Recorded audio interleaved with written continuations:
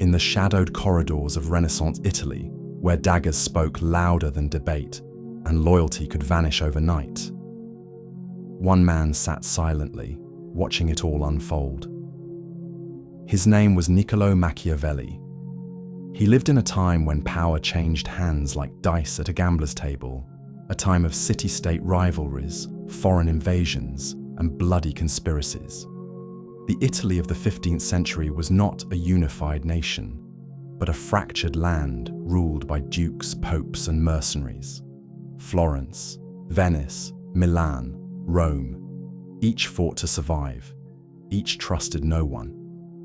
And in the middle of this chaos stood Machiavelli, not a king, not a soldier, but a diplomat, a man of the pen, surrounded by men of the sword. He served the Florentine Republic, observing rulers up close, some beloved and weak, others feared and decisive.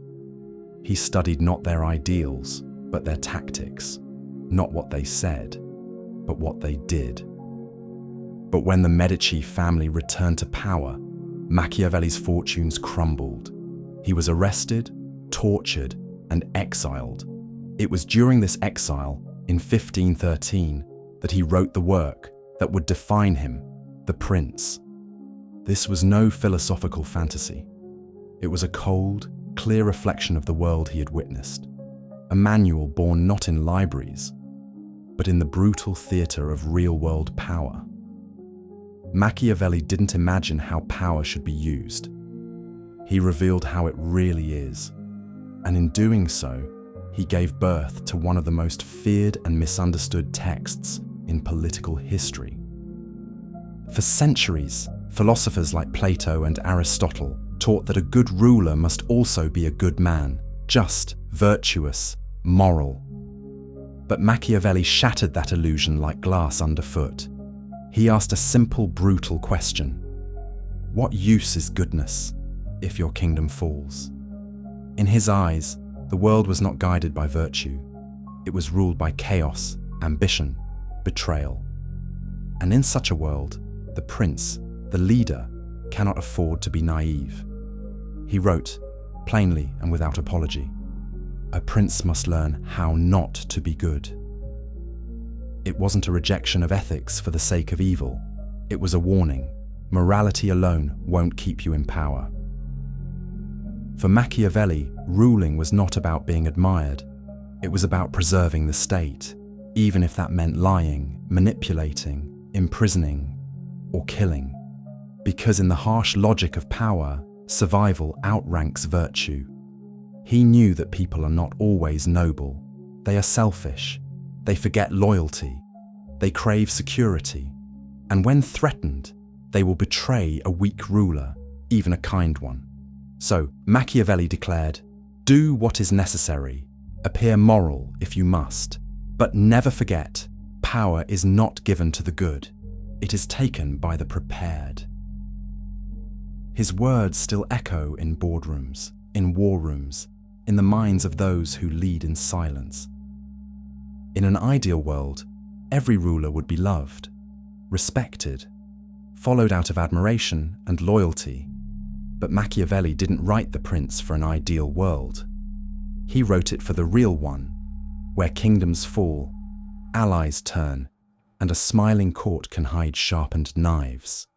He believed that while it is best for a leader to be both loved and feared, love is not reliable.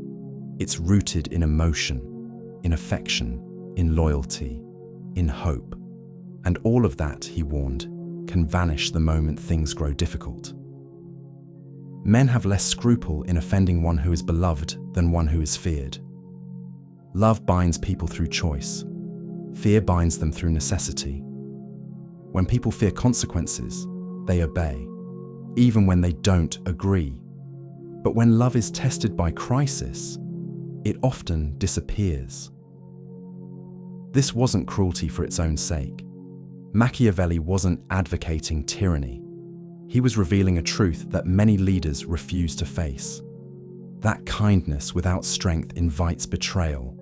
That compassion without caution invites weakness. So, he advised the prince, build love if you can, but never at the expense of fear, because fear protects what love cannot.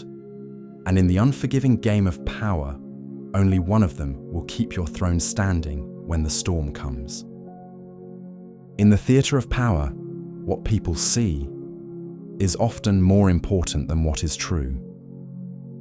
Machiavelli understood this long before modern PR teams and political campaigns. He knew that image, not integrity, often shapes a leader's success. Everyone sees what you appear to be. Few really know what you are. The crowd does not examine the soul. They judge the mask. So Machiavelli advised, let them see mercy, loyalty, faith, and generosity, even if none of it lives behind your eyes. Because in the brutal architecture of leadership, virtue is not always useful, but the appearance of virtue, that is powerful armor. A ruler must know how to act good, even when doing what is necessary means breaking every moral rule. Smile while signing a treaty you plan to break. Speak of peace while preparing for war. Swear loyalty while secretly securing your escape route. This isn't hypocrisy. In Machiavelli's eyes, it's strategy. The world is full of wolves, and only those who can cloak their teeth in velvet survive. Let them call you just, while you act with calculation. Let them call you wise, while you outmaneuver them in silence. Because power is not about being honest. It's about staying in the game long enough to shape the rules. And in a world ruled by perception, the prince who masters illusion becomes reality. Is it wrong to lie if that lie prevents a war? Is it immoral to be cruel if that cruelty saves a kingdom? To Machiavelli, these were not rhetorical questions. They were the very heart of leadership. The ends justify the means. With these 5 words, he shattered centuries of moral tradition. He argued that a ruler must not be judged by how they rule, but by what their rule achieves. Did it bring order? Did it prevent invasion? Did it preserve the state? Then the methods, however harsh, however deceptive, are not just forgivable, they are necessary. This was not the cold heart of a villain, it was the clear eye of a realist. Machiavelli saw that the world is not built on ideals, it's built on outcomes. A gentle king who loses his nation is no hero. A ruthless one who preserves it may be remembered as a savior. This philosophy would go on to shape what we now call Realpolitik, a strategy used by modern statesmen, military leaders, and corporate empires alike. It teaches us this: if your goal is survival, morality is a luxury. If your goal is power, then everything becomes a tool, even virtue. To Machiavelli, the ruler is not a priest or a philosopher. He is a guardian of order in a broken world. And sometimes, to keep that order alive, he must do things that would make lesser men tremble. Machiavelli has been called many things: a cynic, a manipulator, a master of deceit. But perhaps he was something far simpler: a mirror. His words were not commands. He did not write the prince to tell you how to be cruel, how to lie, or how to dominate. He wrote to show us what power does when stripped of illusions. Machiavelli didn't invent the darkness in politics. He just dared to describe it. And in doing so, he forces us to ask the questions we often avoid. What would you sacrifice for power? Can a good man ever be a strong leader? Is morality a compass, or just a luxury the weak can afford? In his world, and perhaps still in ours, the path to influence is rarely clean. It's filled with masks, hard choices, and brutal trade-offs. But here's the uncomfortable truth. Even if you reject Machiavelli's teachings, you still live in a world shaped by them. His insights whisper behind political speeches. They echo in boardroom decisions. They linger in the moments where image triumphs over truth. So the real question is not, should we follow Machiavelli? The real question is, how often do we already do without even realizing it?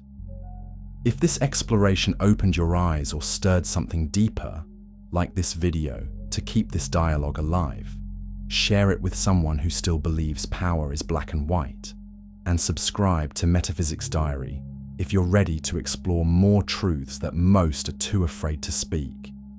Here, we don't just talk about philosophy, we uncover the forces that shape identity, power, silence, suffering, and the soul. Join us, because the journey inward is the only one that changes everything outside.